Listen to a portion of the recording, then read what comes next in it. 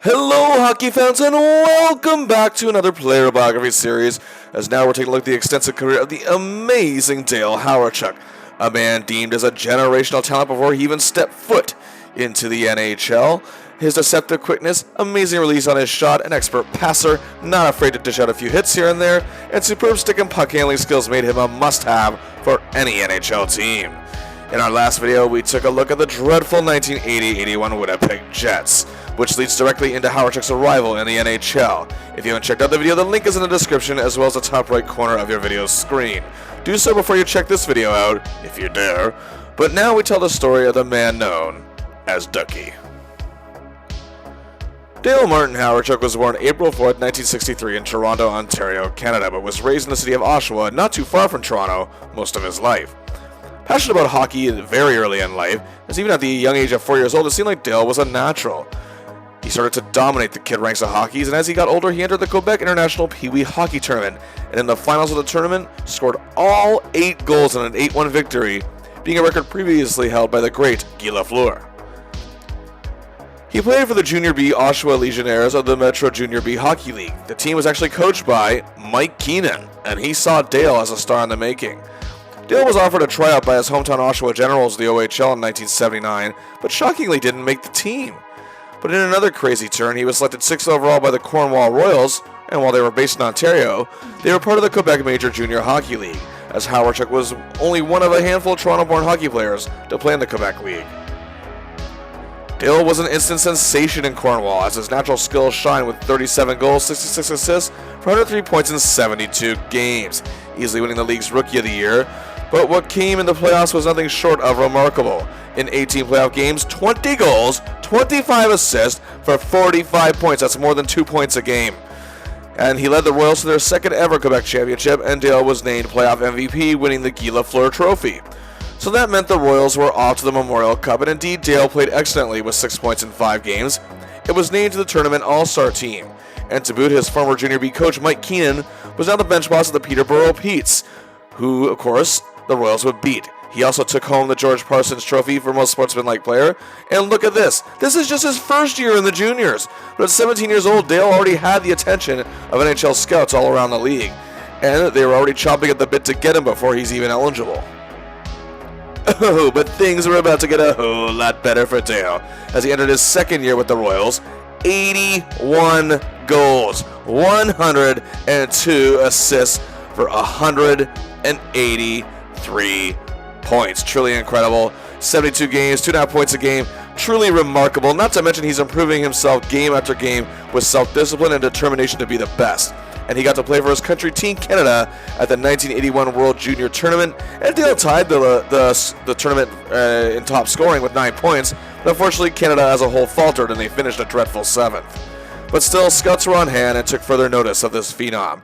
And indeed, he took home the Jean Beliveau Trophy as a league scoring leader, the Michael Briere Trophy as league MVP, and of course, he was a first-team All-Star, and oh yes, he was named CHL Player of the Year, best junior hockey player in the whole country.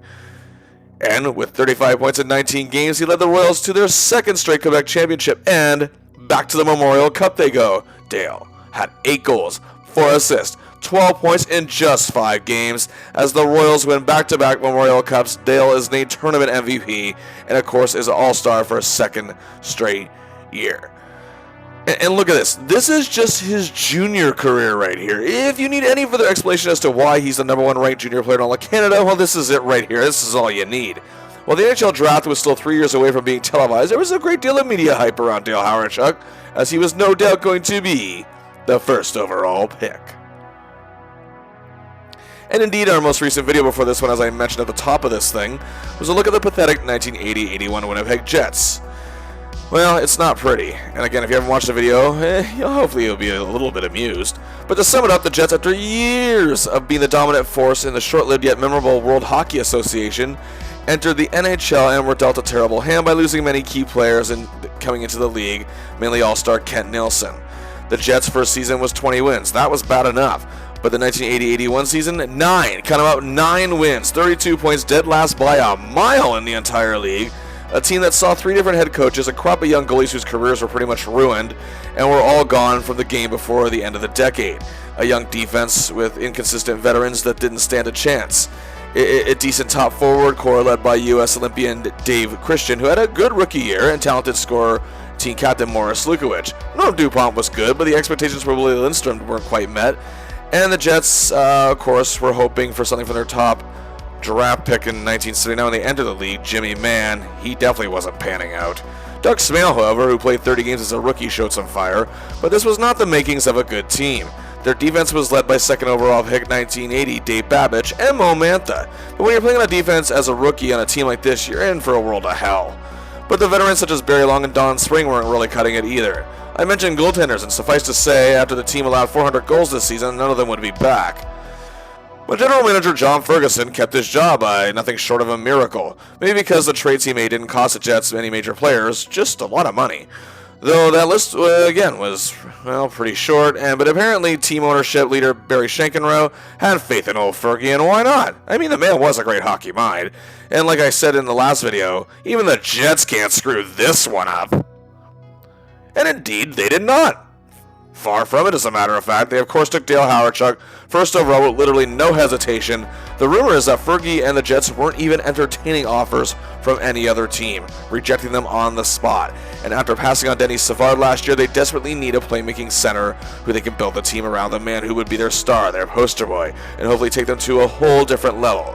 For any younger fans watching this was the equivalent of the Penguins drafting Crosby, the Oilers drafting McDavid, or the Blackhawks even drafting Bedard. This was a key moment in Jets history. 4 Hall of Famers were taken in their first round alone, 6 were taken in the entire class. The Jets also took Dale's teammate in Cornwall, Scott Arnill, in the second round. Look at this picture with Dale and Fergie. A huge smile. He's just happy that he's now officially a professional hockey player. He didn't act like a diva and crumple up his jersey and refuse to play. He held it proudly with his new boss, and he's determined to help this team turn around. Despite being just 18 years old, Dale had a great training camp, and the Jets knew he was ready to play. But of course, after a 9-win season, the Jets had to make more than just that one change going to 81-82. And first, they need a new coach. And Tom Watt, no doubt another brilliant hockey mind, is best known at this point for coaching a tremendous hockey program at the CIAU's University of Toronto with 11 conference titles, 9 national championships in 14 seasons. He was an assistant for the Canadian Olympic team for the 1980 games in Lake Placid and was just coming off a year of being an assistant coach for the Canucks, as well as working on the coaching staff for Team Canada's 1981 Canada Cup team. The Jets were also hanging on to the likes of Dave Christian, Morris Lukowich, and Norm DuPont on their forward core. Also, Doug Smale would return. Thomas Steen would join the Jets roster after completing his commitments in Sweden. They made a huge acquisition, giving up defenseman Scott Campbell, who wasn't really producing, and obtaining Paul McLean from the St. Louis Blues, who Watt knew from the Olympics, but had only seen 1 game of pro action with the Blues, had a great year in the minors with the Salt Lake Golden Eagles of the CHL, and gives the Jets power and size up front. They also acquired defenseman Brian Maxwell in hopes of strengthening the young defense led by Babich and Mantha, and added goaltender Ed Staniowski to join Doug Soetard, who the Jets would obtain for the Rangers in September. The Jets also picked up Lucien DeBlois from the Colorado Rockies, a reliable 20-goal scorer and a good leader, and Swedish import and star Bengt Lundholm. And also, shortly after a few games of the season, they will acquire all-star defenseman Serge Savard from the Montreal Canadiens in a pretty huge move. Dale was going to be playing on a line with fellow rookie Paul McLean as well as Norm DuPont for his rookie season.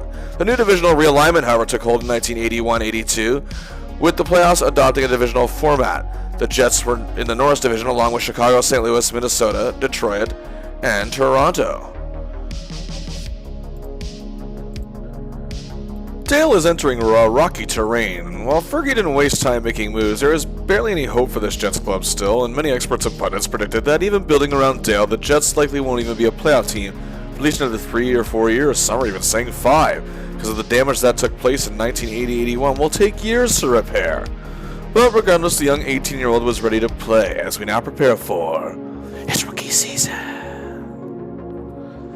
On October 6, 1981, Dale makes his debut, and the fans in the Peg give him a huge ovation, but the Jets were throttled by the Maple Leafs 6-1. However, Dale was on ice that one goal and was a +1 in the loss. But his second game was a beauty. As the Jets hosted the New York Rangers, and just 54 seconds in, the Winnipeg Arena erupted in cheers when Dale was sent alone up by Mo Mantha, scoring his first career NHL goal to give the Jets a 1-0 lead. The Jets led 3-1 in the second when Dale perfectly set up Norm DuPont to give the Jets a 4-1 lead. The Rangers cut the gap in half, but on a power play, it was Mantha in control to DuPont to Dale, his second goal of the game. The Jets led 5-2. Leading 6-2 in the third period on the power play again.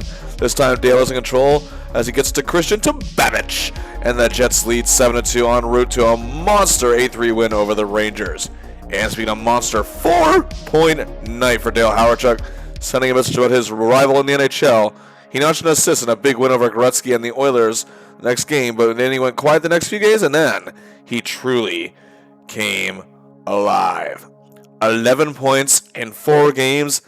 The first 2 goals against Chicago in a tie, and in the very next game on October 25th against Marcel Dion and the LA Kings, his first career hat-trick, a natural hat-trick at that, in a 9-4 Jets win. The Winnipeg crowd gives him a rousing ovation, and their new hero is named first star of the game. He then had a goal and 2 helpers in a tight losing cause to Chicago for a 3-point night, and ended the month on Halloween against a team he idolized, the Toronto Maple Leafs, with 2 assists, both on Paul McLean goals, in a tight 6-5 win. So his first month as an NHL pro saw him score 8 goals, 8 assists for 16 points in just 10 games. He's a +7. The Jets started 5-3-2. Something crazy is happening here in Winnipeg as this kid is already making the nightly highlight reels on the news. November was still productive but very unspectacular for Dale. He had 10 points in 13 games. It was a pretty bad -10, but had a great outing against Bernie Federko and the St. Louis Blues on November 22nd with 2 goals and an assist for a 3-point night. The Jets struggled somewhat, but they now have 10 wins. That's more than the 9 they had last season. The Jets, however, began to struggle as a whole in December, but Dale was still staying pretty hot. 16 points in 16 games. It's a big highlight that month in the December 6th game against the 2-time defending Stanley Cup champion New York Islanders. The Jets stunned the hockey world. The game tied 2-2. In the third, Dale's Cornwall Royals alum Scott Arniel sets him up for a goal. Later in the period, McLean and Arniel set up Dale to make it 4-2 en route to a shocking 5-2 win.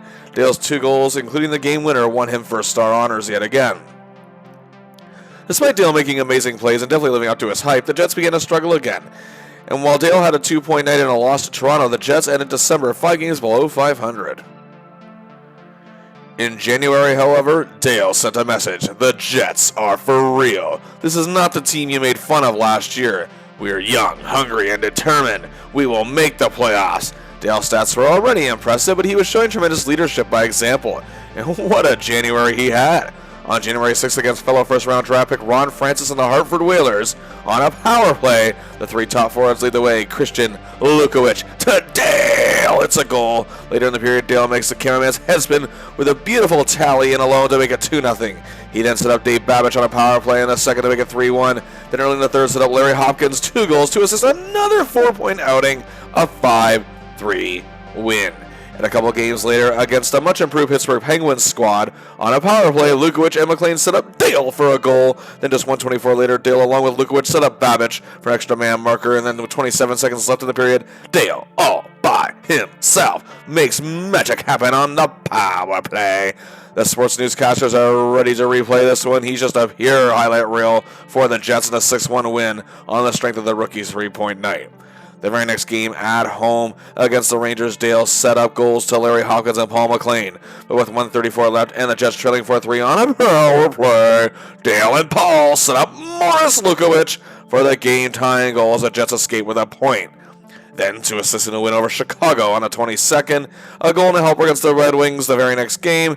8 goals, 11 assists, 19 points in the month of January in 13 games. Even Dale's biggest supporters were saying, where did this kid come from? Dale started off February with 2 assists against the Blues and the 2 goals in a February 5th win over the Lanny McDonald and the Calgary Flames. Dale was bestowed a huge honor and was selected as the Winnipeg Jets representative at the NHL All-Star Game in Washington. His good fortune, however, continued in February. The first game after the break, he had 3 assists against Buffalo in a tight 4-3 loss. Then on February 24th, he notched a goal and 2 assists for 3 points. The Jets scored a monster win over Bobby Clark and the Philadelphia Flyers 6-2. He ended the month with back-to-back 2-assist games against the Sabres and Blues, the tie and a win respectively, and 5 goals, 12 assists, 17 points in just 10 games in the month of February. and it caused many to say, how is he doing this at 18 years old? Like I said, even his biggest boosters were shocked, and the only time that they'd seen anyone play like this at such a young age were the likes of Bobby Orr and Wayne Gretzky. Dale got out to a great start in March to the surprise of literally no one. A goal and a helper in a win over Chicago, 2 assists in a win over the Canucks, and a goal and an assist in a loss against the Whalers. But on March 13th, 1982, on CBC's Hockey Night in Canada, in front of a nationally televised audience, Dale and the shocking Jets squad visited a lonely, struggling Toronto Maple Leafs team.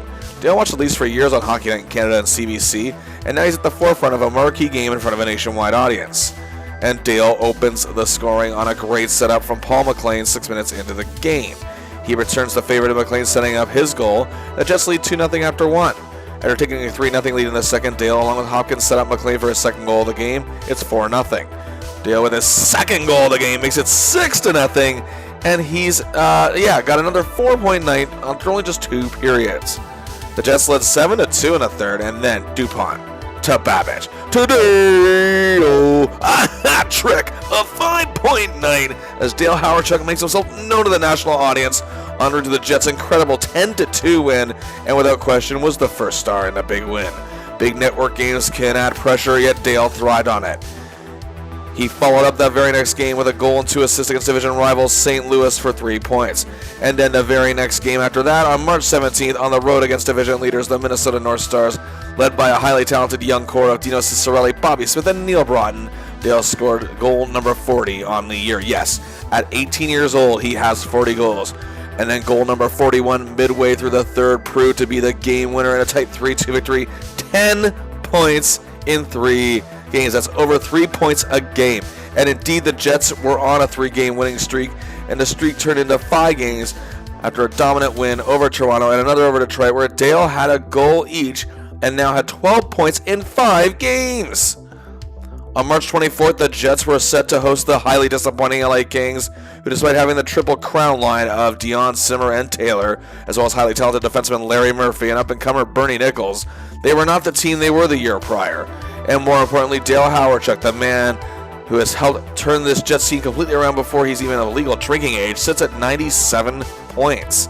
The Kings struck first early on, but Dale set up his linemate Paul McLean for a goal, and the game was tied 1-1 after 1. Tied 2-2 in the second, Dale began a magnificent drive that led to Dave Babbage setting up Lukovic, and the Jets lead 3-2, and Dale now has 2 assists on the night. But time was winding down, and the Jets led 4-3, and with 41 seconds left, Babbage cleared it out to Dale, who puts it in the empty net. 100 points for Dale Hawerchuk in his rookie season, breaking Wayne Gretzky's record as the youngest player to achieve the mark at 18 years and 354 days old. What a remarkable achievement. The record stood for 24 years until it was broken by Sidney Crosby in 2006. The Jets had now won 6 in a row and were playoff bound. Yes, the single greatest turnaround in NHL history, from 9, 57, and 14 and 32 points the year prior to 33, 33, and 14 and 80 points, and finishing second in the Norris Division. A 48-point improvement, and the Jets weren't supposed to even make the playoffs for another few years, according to many experts. Dale's single season total would be 103 points, but now as the youngster is about to turn 19, he's ready for playoff time. And the divisional best-of-5 opening round series, they take on a team that was a huge disappointment this season, the St. Louis Blues. The Blues finished with 72 points, 8 behind the Jets, but after being a dominant force last season, the NHL is one of the league's best team. They faltered in the playoffs and haven't fully recovered. They have one of the best unique playmaking centers in the game in Bernie Federko, a red-hot new winger in the vein of Joe Mullen, and the tremendous leadership of Brian Sutter. Also the likes of Harry Turnbull, Blake Dunlop, Wayne Babbage, that's right, Dave's brother, Jorgen Pedersen, and Mike Crombie were a part of this forward core. On defense, they were led by Jack Brownschüttel, Ed Key, Mike Zook, and former Habs legend Guy Lapointe, who's about to play opposite Serge Savard for the very first time. And of course, Savard is now with the Jets. In net, they had last year's Pearson Trophy winner as Players' Choice MVP, the sensational Mike Liut, who, despite his struggles, should not be underestimated in any given game. So here we go. Game 1 at the Winnipeg Arena, and fans are psyched for the first playoff game in the NHL, that is, in Winnipeg. Just 1 year ago, any playoff game in this arena was a pipe dream. Willie Lindstrom struck early on for the Jets, but then later on Mo Mantha got it to Paul McLean as he sets up Dale for the goal. It's 2-0 Jets. It'd be 2-1 after 1. It was 2-2 in the third as time was winding down with 4:57 to play. Dale to Dave, baby, to Willie Lindstrom. The Jets led as the Winnipeg Arena goes bonkers, but are quieted 14 seconds later as the Blues tie it with 1:58 to play on the power play. Guy Lapointe puts his vast playoff experience to use, which includes 6 Stanley Cup rings, scoring the game-winning goal. The Jets dropped Game 1. Dale played a beauty, but it wasn't enough. Game 2, however, the Jets are soaring and not letting what happened in the first game get to them. However, the Blues did strike first, but on a power play late in the first. It's Dave Christian. It's Dale Hawerchuk setting up. It's Paul McLean for the goal. The Jets have tied it 1-1 after 1. Second period power play. You say Momar to Ducky to Dave Baby Babbage. 3-1 Jets. Jets lead 4-1. And oh, hey, it's a power play. Dale and Paul lead the way and get the puck to Norm. DuPont puts it away. Ha ha! A monster game for our hero. 4 assists. The Jets win 4-2. The series is tied 1-1 as we head to the City of the Saints. Game 3, it looked great early as Lundholm scored for the Jets to just 139 in, but it was a disaster after that. And poor Dale, hustling as he might with 4 shots on goal, couldn't solve it, and the Blues led 5-1 after 2 periods. The Jets tried with all their might, and Dale got an assist later in the game, but now the Jets find themselves on the verge of elimination as they drop Game 3, 6-3. Game 4, St. Louis, it's do or die for our guy and his boys. Dale is ripped to shreds. It's a complete humiliation. He gets an assist, but an abysmal team worst -5 in the game. The Jets lose 8-2. Their Cinderella season has struck midnight. Dale's 8 points led the entire team in the series loss. His incredible 4-assist performance in Game 2 and controlling of the power play and a spirited effort in the tight Game 1 loss were highlights. But a lackluster outing in Game 3 and a disastrous night in Game 4 would be something he'd like to forget. But averaging 2 points a game is nothing to sneeze at. But the Blues would be eliminated in the next round to another upstart club, the Chicago Blackhawks, in 6 games. Dale's season, however, was not finished as he would join Team Canada at the World Ice Hockey Championships. However, he was one of only 2 Jets to make their way to Finland for the tournament. Mo Mantha played for Team USA, who finished dead last. But since Canada returned to the tournament in 1977, allowing NHL players who either missed the playoffs or were out pretty early in the first round to participate, they won just 1 medal, being a bronze in 1978, but this team was stacked to the gills. Dale was joined by 8 future Hall of Famers: Wayne Gretzky, Bill Barber, Darryl Sittler, Mike Gardner, Dino Ciccarelli, Bob Gainey, Bobby Clark, and Kevin Lowe. And he had other such stars as Paul Reinhart, Bobby Smith, Craig Hertzberg, Rick Vive, and Brian Propp. Now, that's quite a team. Not only does Dale get to play alongside Wayne Gretzky, but a man he watched for many years on his TV, Darryl Sittler, the former lead-turned flyer this year. Canada was in striking distance of his silver medal, but the way the championship format worked at the time was through team points, as the media lobbied accusations that the Czechs and Soviets fought to a tie in order to keep Canada from getting to them. Because their draw gave the Soviets gold and the Czechs silver, but Dale would walk away with his first major team accolade. In the pros, a bronze medal, and also some point to Canada's shocking tie with Italy that also led to the lower finish. But be that as it may, a huge accomplishment for our hero who had 4 points in the tournament. Dale's rookie year was simply incredible. 45 goals, 58 assists for 103 points, and played in all 80 games. And Dale and his line with DuPont and McLean paid monster dividends. Not to mention his chemistry with the improving Dave Babbage on defense was also something to look at. All but 15 of Dale's goals were assisted by McLean, DuPont, and Babbage with 10 each. This young line was thrilling Jets fans as the oldest member of the line was DuPont at age 25. And how about this, 20? Count on 20 of Dale's assists went to McLean, meaning Dale assisted on all but 16 of McLean's 36 goals, more than half. Also, Dale at times would be shifted on the wing and work with Dave Christian, and the 2 collaborated on some assists together, which, hey, that's good that top centers can have that kind of chemistry. DuPont also missed 18 games that season, and at times Dale and Paul would be lined up with star forward Morris Lukowicz, or towards the end of the season, Larry Hopkins played on the left, and they would work well together. Dale just seemed to be clicking with anyone who he's out there with. That's the kind of superstar the Jets needed. Much like the year prior, the 1981-82 season was stacked when it came to rookie superstars, but Dale led the way with 103 points, which was 12th best in the entire NHL. He had some tight competition from Stars rookie Neil Broughton in the race, but our boy Ducky won out in the end. To this day, Dale Hawerchuk is one of only 4 rookies to still be in their teens to reach 100 points in a season. His record as the youngest stood for 24 years until Sidney Crosby set the mark. But in his rookie season, Dale had already left his mark on the league. So, with all these accolades, that can only mean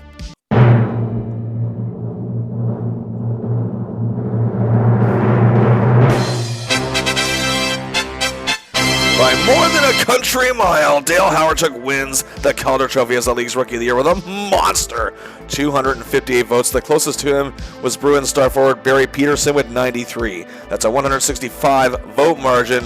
Dale won the league's top honor for a rookie. There was little doubt in anyone's mind that he would win it. But Dale wasn't even done with award voting yet, as he even registered one vote for the Lady Byng Trophy for excellence in sportsmanship. But he wasn't done there either. He came in 5th. Yes, 5th in Hart Trophy voting for league MVP. He garnered 13 votes, which is nothing to sneeze at, considering Gretzky dominated the voting almost every year. But he was only 2 votes shy of 4th behind Peter Stastny, only 21 away from second runner-up and third place finisher Mike Bossy. Some heavyweight talent in this poll. Well, it is still regarded as one of the best rookie seasons in NHL history with good reason. He won the Calder Trophy as the league's top rookie due to a sensational 103 points, becoming the youngest player to ever reach the century mark, leading all rookies in scoring, plus already playing in his first NHL All-Star game. He also was the Jets recipient of the Molson Cup, with the most end-of-game 3-star selection points. He won a bronze medal as one of the most stacked Canadian Championship World teams of all time, and he came in 5th for Hart Trophy voting for his league MVP and notched a vote for the Lady Byng. But his most important role is leading the Jets to the most dramatic turnaround in NHL history at that time. 9 wins, 32 points to 33 wins, and 80 points. The Jets' power play went from dead last to 11th, while their penalty kill still needs some work, but did show improvement. Also, they went from dead last in goals scored to tied for 10th, and allowed the most goals in the league last year to 12th least this year. Slowly but surely, Dale is leading the way to improving this Jets team.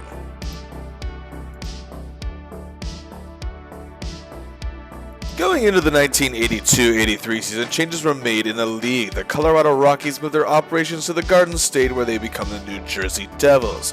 They moved from the Smythe Division to the Patrick Division. So that meant the Jets would leave the Norris Division and join the Smythe Division alongside Vancouver, LA, Calgary, and Edmonton. So even though there was a positive outlook for the Jets after their huge rebound last season, a division change means a great deal. That being said, the Jets are one of the younger teams in the league. That meant a great future to many. Dale faced the pressure that many have felt in their careers in all of pro sports. That's to follow up an epic rookie season and avoid the sophomore jinx. The Jets were trying to improve their goaltending situation, signing Cornell University graduate Brian Hayward. But Dale was proving to be a wise leader at his young age and was ready to lead the Jets to something more glorious. Dale and the Jets were flying high to begin the 82-83 season. In October, in 10 games, Dale had 14 points in those games and was a +2. In the second game of the season, he had 3 assists in a monster 8-0 win against the Dead Thing Red Wings. And the very next game, 2 goals in a win over the Chicago Blackhawks. It was a huge day for him on October 24th, facing Gretzky and the high-powered Oilers as the Jets were holding on to a 5-4 lead. Dale scored on a power play set up by Lukowich and McLean.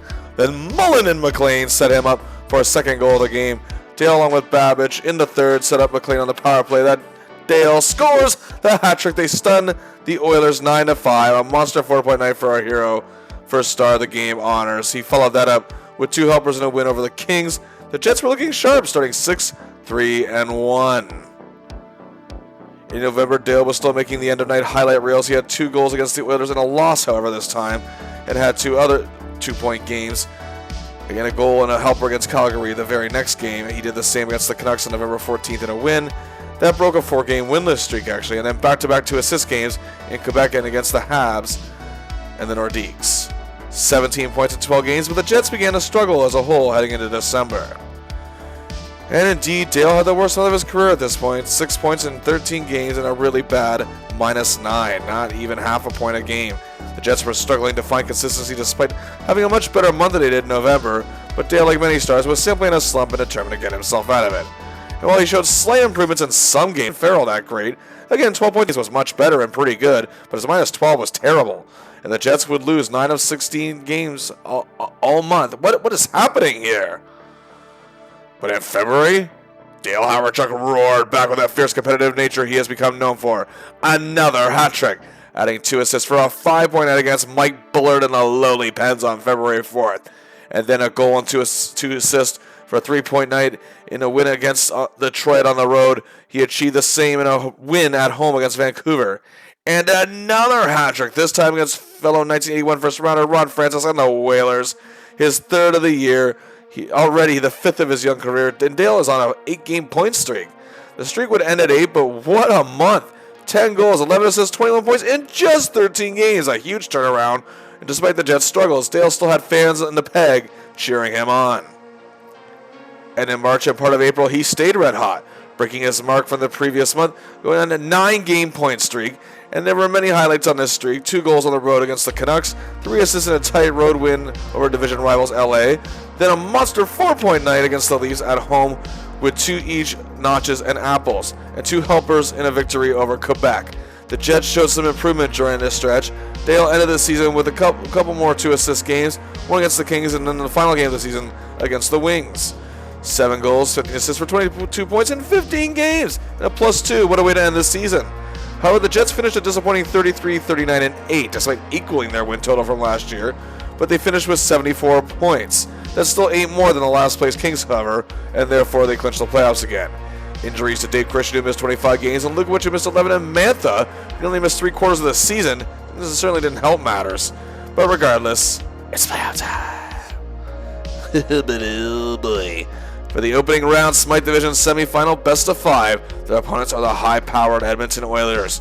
They dominated the Smythe Division and finished the season with 47 wins, 21 losses, and 12 ties for a record of 106 points. That's tied for second best total in the league with the Flyers. And of course, the gang was there. Wayne Gretzky just broke his own record for assists in a year with 125. Yari Curry, Mark Messier, and Glenn Anderson all reached over 100 points. And if that wasn't enough, the highly skilled and Marvel defenseman Paul Coffey had 96. On top of that, you had talent such as Kenny the Rat Linsman, tremendous playoff performer, and character players such as Dave Lumley, Dave Hunter, Pat Hughes, and now they had former Jet Willie Lindstrom, who they traded at the deadline in exchange for the gritty Laurie Boschman. Joining Coffey on defense, you had tremendous talent such as Kevin Lowe and Charlie Huddy, as well as Randy Gregg and team captain Lee Fogelin. In the net, sensational Andy Moog, as well as Grant Fuhr backing him up. The season series between the two saw the Jets win just 2 of 8 games against their rivals, but considering what happened to the Oilers in the playoffs last year, being upset by LA in the opening round, anything can happen. Game 1, Northlands Coliseum is rocking, and it's not looking good for our hero and his boys. The Oilers take a 3-0 lead, but Dale is trying with all his might out there, along with McLean set up Brian Mullen to cut the lead to 2 goals after 1. But it was no use. Gretzky had a 4-goal night, and the Oilers led 6-1. Hawerchuk did close the gap a bit, assisting on a Maxwell power play goal, but the Oilers triumphed 6-3. Game 2, the Northlands Coliseum crowd is loud and proud, and the Jets aren't fooling around this time. It goes back and forth. The Jets have leads of 1-0 and 2-1, but the Oilers tie at 2-2 after the first period, and it remains that way after 2. Coffey gives the Oilers the lead on a shorthanded effort, but just 29 seconds later, still on the power play, it's Dale to Palta, Mantha, and the game is tied. The clock is starting to wind down. The Jets are playing with all their heart, but with 1:44 left, the Oilers strike a dagger in the hearts of Jets fans everywhere with a Messier goal. The Jets now head home down 2-0 in the series on the verge of elimination and a sweep. Game 3, however, the Winnipeg Arena is every bit as crazy as Northlands was. After the last game, they have faith in their club, and the Jets again play a determined game to stay alive. The Oilers struck first, but then power play. Oh yay! To Dale to Paul McLean, and the Jets had tied it. It's 1-1 after 1.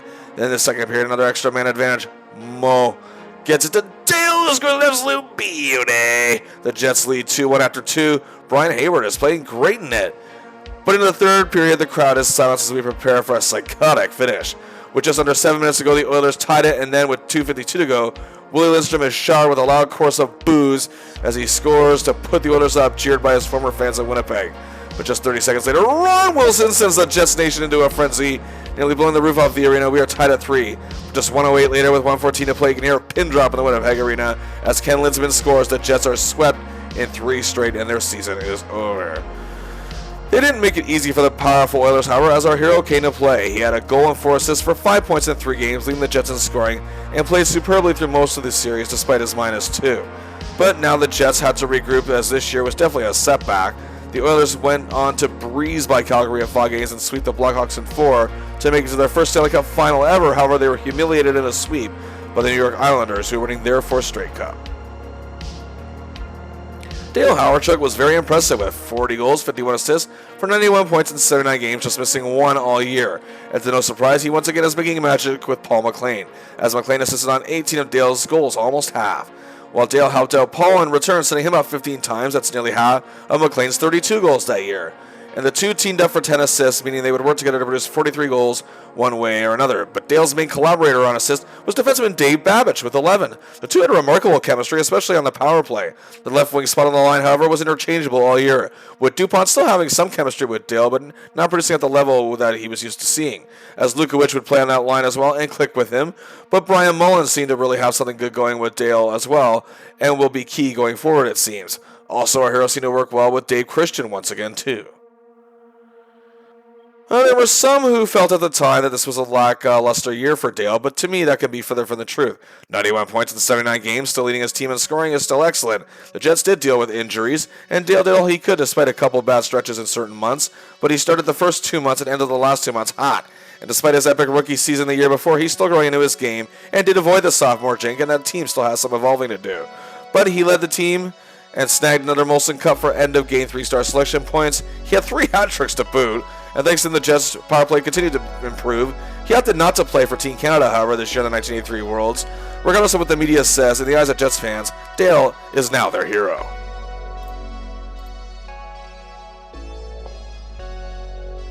At just 20 years old, Dale has had 2 remarkable seasons in the pros, and his game is maturing, and his leadership for someone his age is tremendous. He is a constant feature on sports news programs across the country due to the way he plays the game, but more than anything, he's just eager to turn the Jets into a contender. General Manager John Ferguson's patience with Coach Tom Watt, who was Coach of the Year in their turnaround season in 81-82, and his patience is starting to wear thin with him. At the 1983 NHL Draft, they traded Dave Christian for a first-round draft pick to Washington, which ended up being Bobby Dallas. Dallas would play just 55 games with the Jets, but would play in the NHL for many years, and Christian had great success in Washington. Some of the moves Fergie was making were questionable to say the least. Rumor has it, however, Tom Watt was against the Christian trade. But now Dale has more obstacles to face, as also Norm DuPont is gone, but his game was starting to wane anyway. The Jets also got rid of Greg Levy for Tim Young of Minnesota, but Dale enters his 3rd year already among the superstars in the NHL.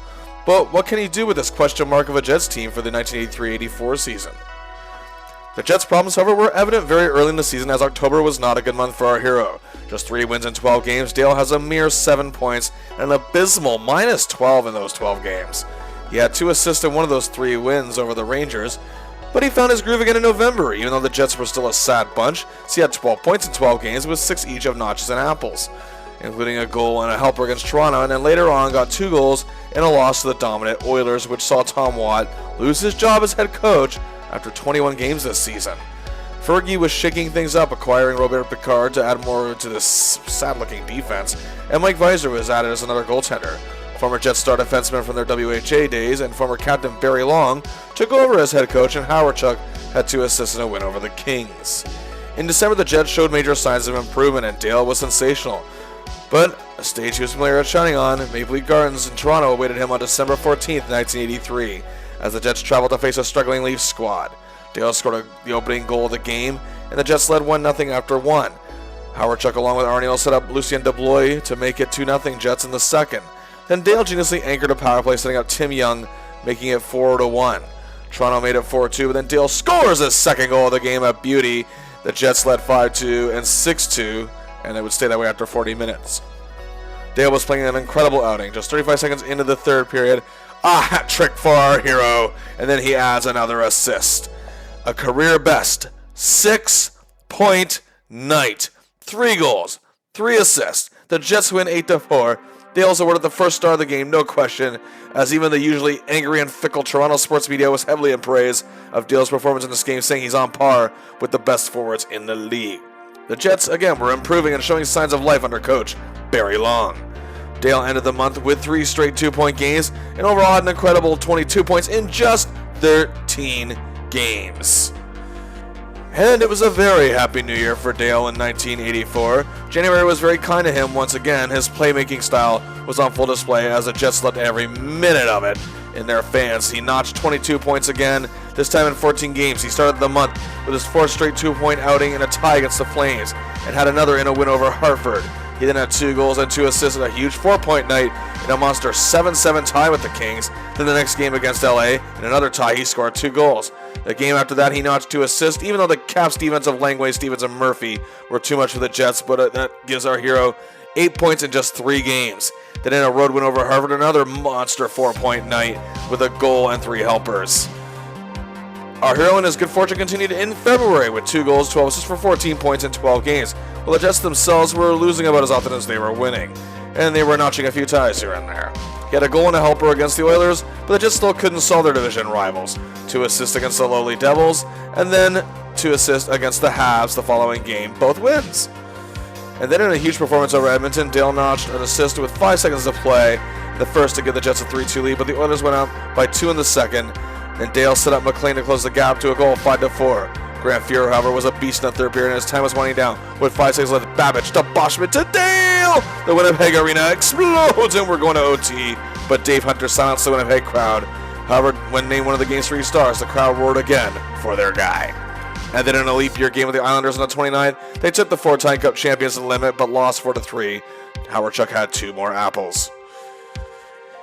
In March, Dale was doing it again. A huge 7-game point streak. 5 goals, 11 assists for 16 points. That's just about 2 points a game. He was also a huge +8. He had 5, count them, 5 assists in a win over the Kings. And guess what?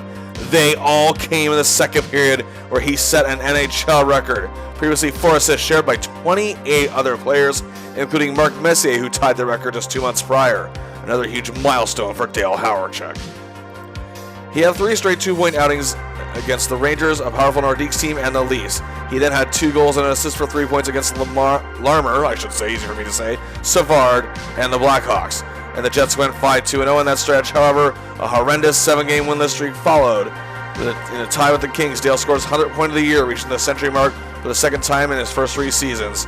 The Jets would win their last 2 games of the season. Dale had 25 points in 17 games in March and, of course, 1 game in April.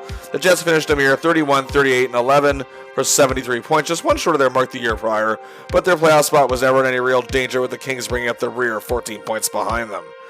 But they lost their chance at 3rd place to Vancouver thanks to the late season collapse. But Dale had an incredible season. The Jets added all-star defenseman and former Norris Trophy winner Randy Carlyle to their lineup during the late season trade. And now, it's playoff time. And oh boy, yep, it's the Oilers again. 57, 18, and 5 record they had this year for a monster 119 points. Not just obliterating their division, but the entire league. Gretzky reached the 200-point mark for the 2nd time in his career. Coffey set defenseman records on par with Bobby Orr with 126 points. Curry still hit the century mark despite missing 16 games. And Mark Messier achieved it as well. Glenn Anderson scored 99 points, so it would have been an NHL record with that plateau. Then, yes, indeed, the rest of the gang is here. The only change is that the Oilers are going with Fuhrer in net rather than Moog. And also the team is a bit older, a bit wiser, despite being young.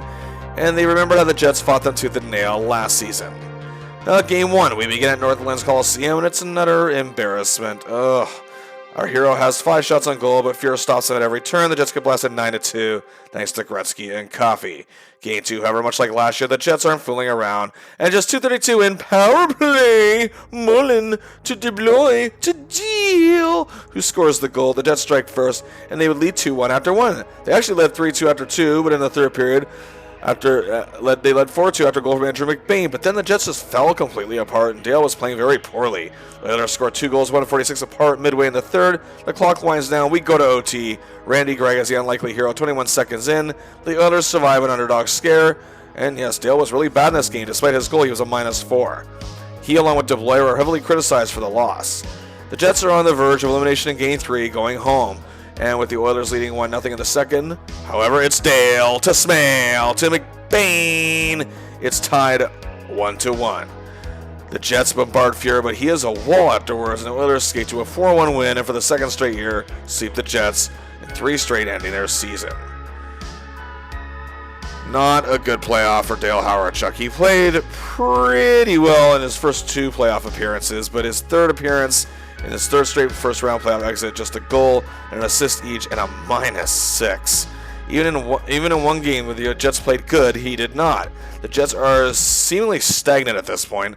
This Oilers team, who I covered on the channel, struggled through 7 games to get through the Flames after this in the semifinal, breezed through a sweep against the Minnesota North Stars, and won their first Stanley Cup ever, dethroning the dynasty of the Islanders in 5 games. Dale had 37 goals and 65 assists for an outstanding 102 points, just one shy of his career high, and played in all 80 games. And of course, Paul McLean was his main guy, but the wealth was pretty much spread out. Dale set up Paul for 14 of his 40 goals. Also, the two collaborated on 8 assists together. Of course, Dave Babbage was once again clicking with Dale, setting him up 9 times, as Dale was set up by 14 different players. He clicked a great deal with many line shuffles, including Morris Lukowich and team captain Lucien DeBlois and Brian Mullen, and also defenseman Mo Mantha. Mo. And again, what a year for Dale Hawerchuk. His second 100-point season in his first 3 years, a career high in assists, and speaking of which, set a record that still stands as of 2023 of 5 assists in 1 period. He's a true marvel with his many single-game performances, and despite the Jets' ongoing uncertainty, he remains a guarantee of production and value. Despite some rough patches, he's quick to overcome them. He has also led the team in scoring all 3 seasons he has played. But when it comes to Dale, we ain't seen nothing yet. Dale Hawerchuk was not selected to play for Team Canada in the 1984 Canada Cup. I tried to research why that is, but considering that former Jets coach Tom Watt was an assistant for Team Canada, could be just the training camp was already too crowded, but in Dale's first 3 years, he became the Jets poster boy, despite their inability to progress beyond 30-plus wins. Coaching changes, player changes, just ugh. And more of that was coming. In a puzzling move, the Jets parted ways with team captain Lucien DeBlois to the Habs for Perry Turnbull, a former second overall pick who had a few 30-goal seasons but kind of started to taper off. Barry Long is staying on as head coach. Dale leads the way alongside Paul McLean, as Lukowich is still a big part of this team, as are two-way forwards Doug Smale and Thomas Steen, but the Jets' penalty kill is still pretty bad. Their power play dropped last season, and they got rid of goaltender Doug Soder, feeling Brian Hayward has a better future in their goaltending situation, and hopefully the answer to those problems. However, the Oilers' dominance of their division and the league gave the media a little hope for the Jets.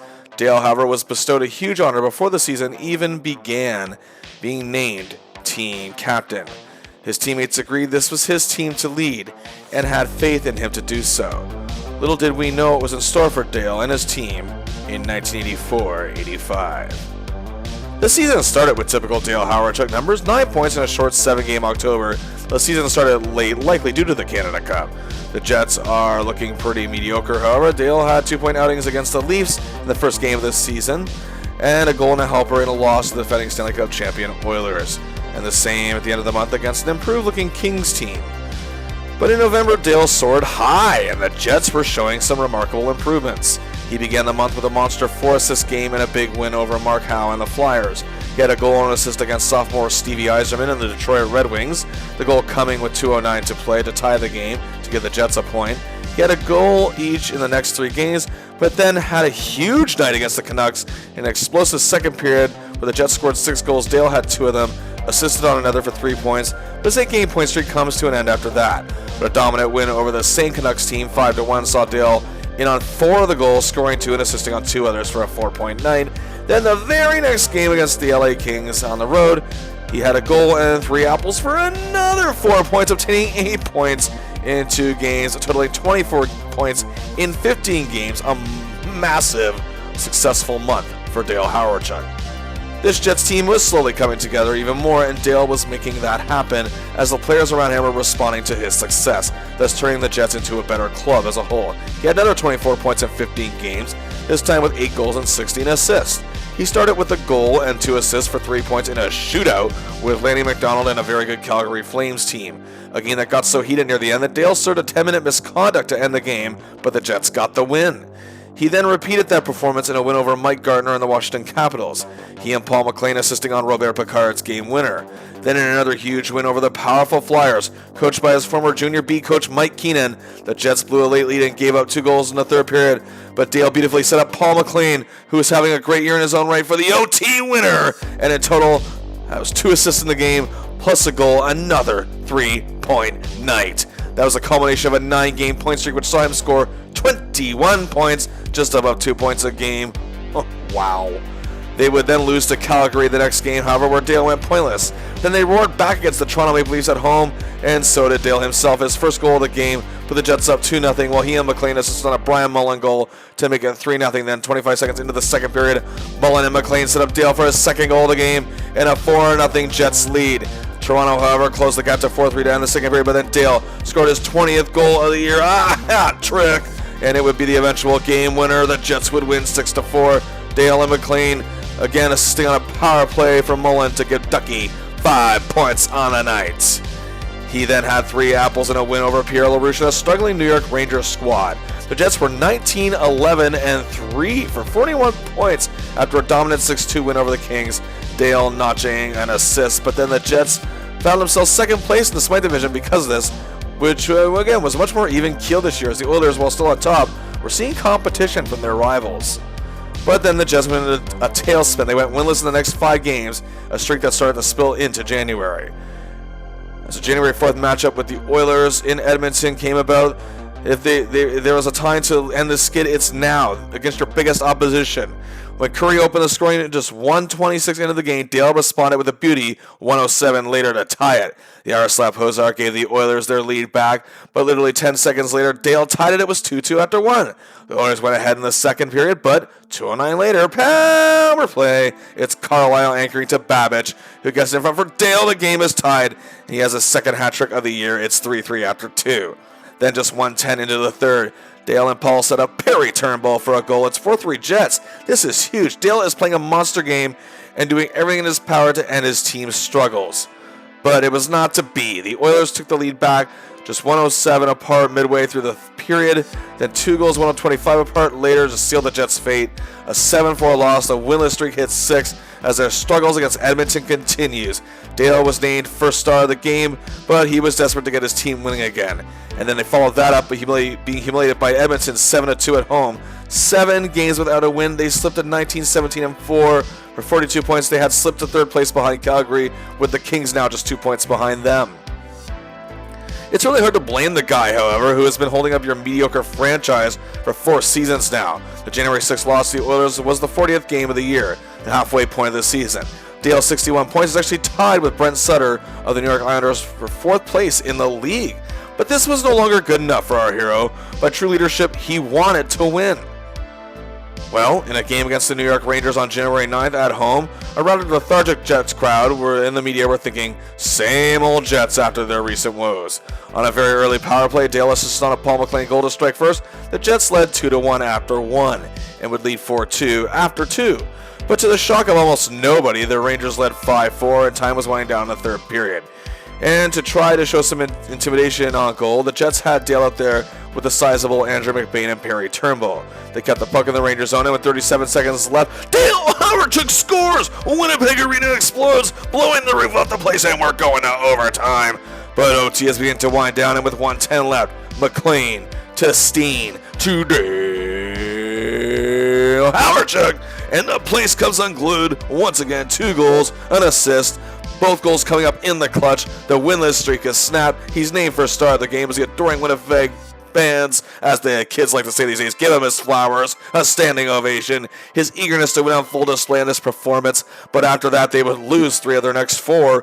The win, however, against the Kings was highlighted by Dale scoring another key late game tying goal with 5.5 minutes left, and Doug Smale scoring the game winner with 19 seconds to play.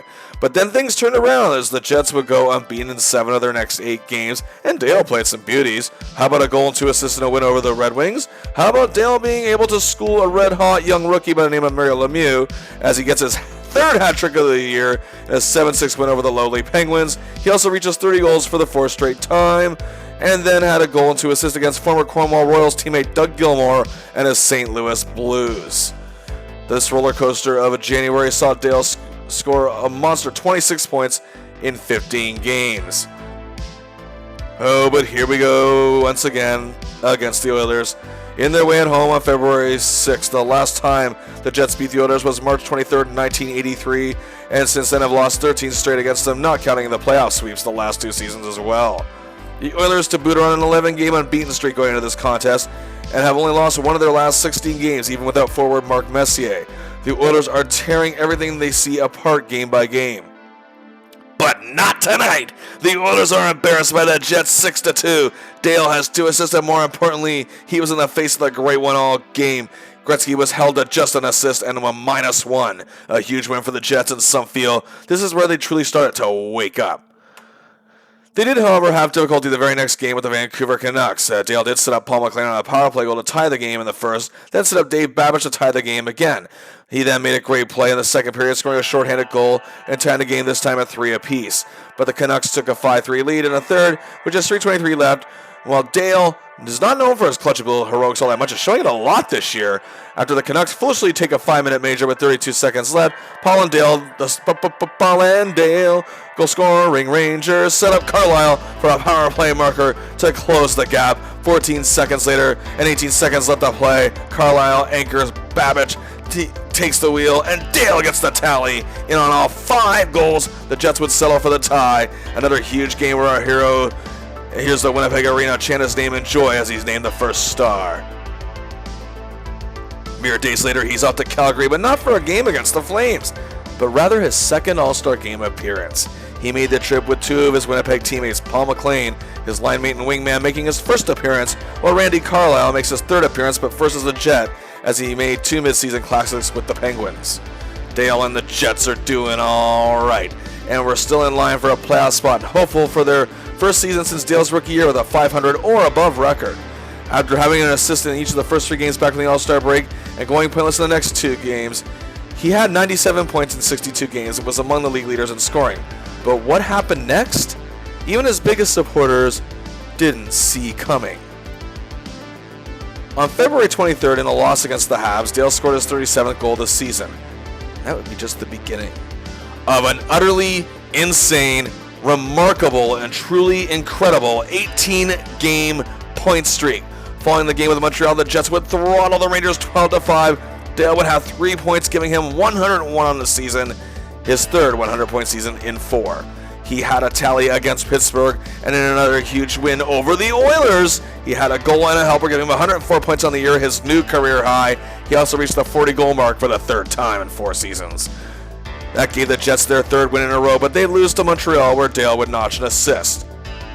They wouldn't lose a game for the rest of the season. Mark it down. A team record 13-game unbeaten streak to end the season, and Dale, of course, was the hottest player in the league in that stretch. He then had a goal and 2 assists against the Stastny brothers in a really good Nordique squad. He then notched a goal, a 7-1 thumping of Kirk Muller and the lowly Devils. He did the same against the same Devils team on the road, and then they were able to shake their woes from rookie Chris Chelios and the bad luck against the Habs with a huge 4-1 win on the road. Dale with 2 goals, 1 assist for a monster 3-point night. It looked like they'd have to settle for a tie with the Nordiques, and Dale's point streak almost came to an end until he assisted on Paul McLean's OT winner with 19 seconds to play.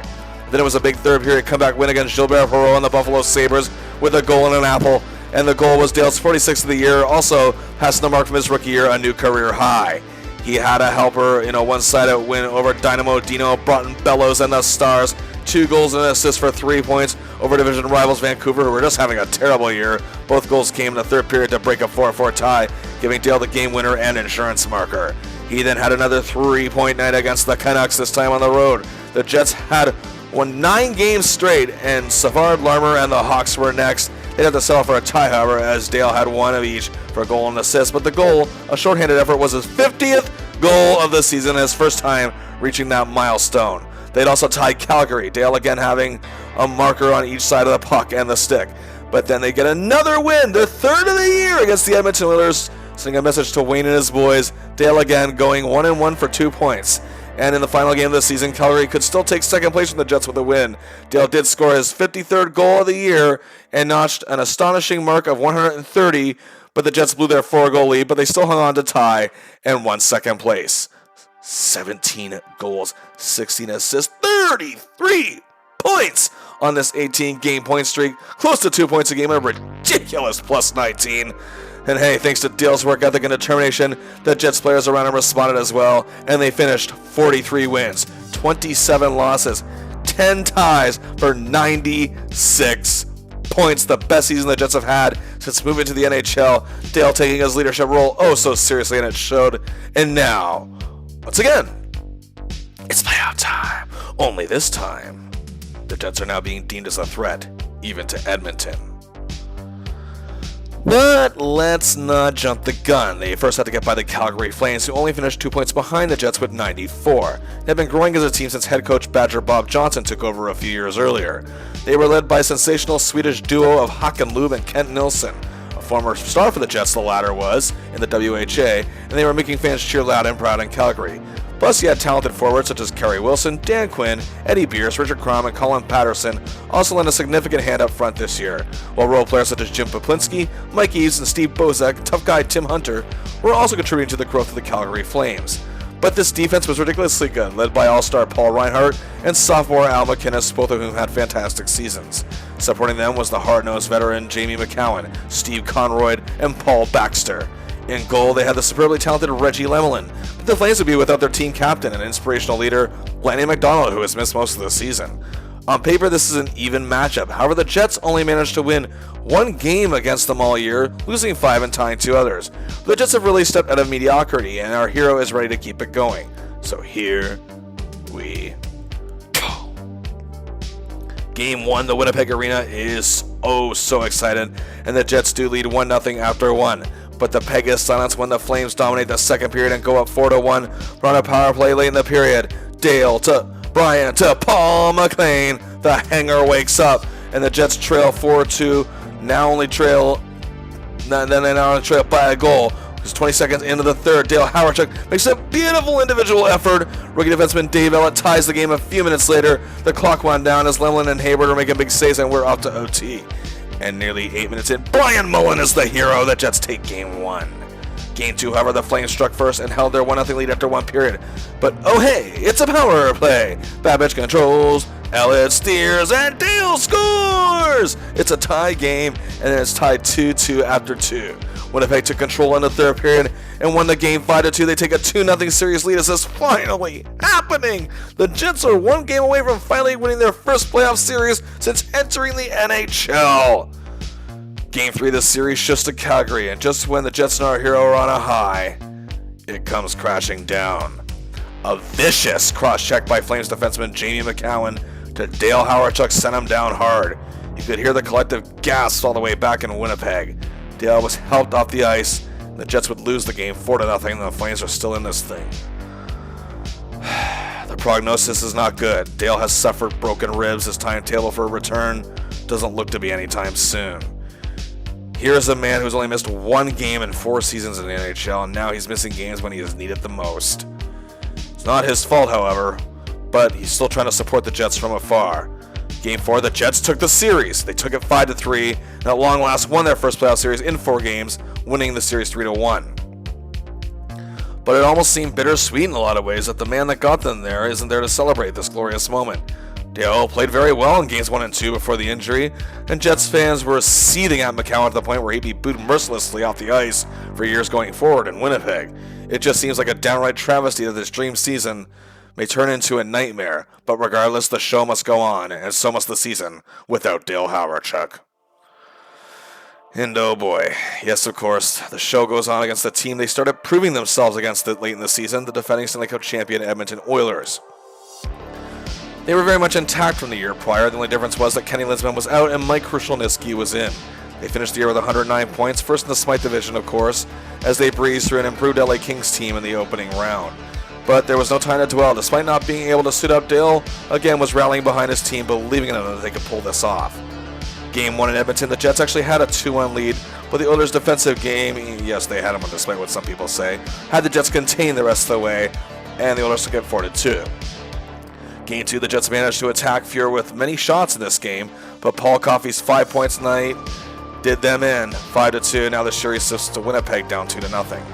Game 3, the hanger is sold out as the Jets are much more focused and determined in this one and lead 2-1 after 1 period. The game was tied 4-4 after 2. In the third, Gretzky would score, and despite a great night from Babbage, Fuhr held the Jets off in the equalizer. The Oilers take the game 5-4 from the verge of sweeping the Jets yet again. Game 4, the Jets were defeated before the game even started. They just looked like a sad, exhausted, and lifeless bunch. They got throttled 8-3 thanks to a 7-point night from Gretzky, and indeed would be swept out. It was the most spectacular season they had since entering the NHL, and Dale was their fearless leader taken out by a cheap shot. The dream season became their biggest nightmare that many had feared, and it will always be a question of what might have been. Some say the Jets very well could have upset the Oilers had Dale been in the lineup, but we'll never truly know. I will say it was definitely capable and probable of happening, and I'll even boldly say that at the very least, the Jets would have looked like a defeated bunch before the series was even over had Dale been there, and probably would have taken the Oilers at the very least to the distance. But I'm just not sure this particular Oilers team could be beaten, as they would go on to beat Chicago in a series full of goals galore in 6 games, and the Flyers in the finals to win their second straight Stanley Cup. But we'll always wonder, what if? Dale Hawerchuk had an incredible year. 53 goals, 77 assists for an astonishing 130 points, and played in all 80 regular season games. The top line of Hawerchuk, McLean, and Brian Mullen went from being simply good to being one of the best in the league all year. McLean was literally Dale's right-hand man once again, assisting on 20 of Dale's 53 goals, and Dale assisted on 27 of Paul's 41 goals. That's almost 3/4. Ridiculous, ridiculous, ridiculous. And they collaborated on 20 assists together. McLean had his first 100-point season as a result of all this. So in total, they worked together to produce 67 goals, just above half of Dale's points, and all but 34 of McLean's. As for Mullen, he and Dale worked together to produce 48 goals one way or another. Very, very good. All but 23 points that Mullen had, as he did miss 11 games, however. Dale also worked well so far as to be the best Jets defense in their short history in the NHL, especially Carlisle and Babbage, who both had better seasons than they've had prior, while as they held Dale excellently. Also, Robert Picard, as well as rookie Dave Ellett, both blue liners, worked very well with our hero. Dale's 130 points was third best in the entire league. The first time he finished in the top 10, he finished 11th last season and 12th in his rookie season. He was just 5 points behind Oilers superstar Yari Curry for second, and well, we all know who finished first in scoring, come on. But check out this list. That's 9 total Hall of Famers you're seeing. What an incredible feat as the first Winnipeg Jet to make the top 10 in scoring and setting a team record. And to top that off, Dale finished tied for second in the league with 17 power play goals. Well, he's always been a pretty good power play forward. This is his first time in the upper elite echelon, tying heavyweights such as Mike Gardner and Michel Goulet. The Jets' power play finished 5th best in the league thanks to this. And Dale Hawerchuk received huge news that he was indeed going to be a finalist for the Hart Trophy as league MVP. He finished 5th in voting in his rookie season, but has not gotten any votes in the prior 2. And he's now a finalist. He will attend the awards ceremony, but alas, he comes in second in voting as Wayne Gretzky wins his 6th straight MVP award. Despite this, however, this was a huge feat for our hero, as he received 91 votes and showed his value to his team more than ever. But Dale was a recipient of a huge honor regardless. He was named a second-team All-Star for the very first time and became the first Winnipeg Jet to be named to an All-Star team, once again further showing how Dale's efforts led the Jets to become a more serious contender, and that final stretch truly showed his pure greatness. If anyone failed to take notice of Dale Hawerchuk, it ended this season. Career highs all across the board. The type of season that many players desire to have but only few achieve. He was also a career high plus 22. He had finished in the minus in his first 3 seasons. But it began with him being named captain. And of course, later on in the season, that huge 18-game point streak that led to the 13-game unbeaten streak, the Jets would finish the season, allowing them to have their best season in their NHL history. He was the runner-up to Wayne Gretzky for the Hart Trophy as league MVP and was named a second-team All-Star. 3rd in the league in scoring, just only behind 2 of the hottest scorers of this era, but ahead of others such as Mike Bossy and Peter Stastny. Plus, he had 3 hat tricks, tied for 2nd in power play goals, and won his 3rd Molson Cup in 4 seasons. It's the Jets' winner for the most points in end-of-game 3-star selections. And the Jets also won their first playoff series ever, despite Dale being injured in the 3rd game. And despite the season ending in heartbreak, Dale showed his true abilities to lead a team. And the Jets have hope for the future, and hockey fans in Winnipeg have a hero they are looking up to.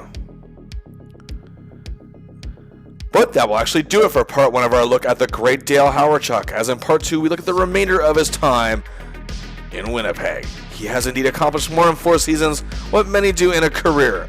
But what is next for our hero?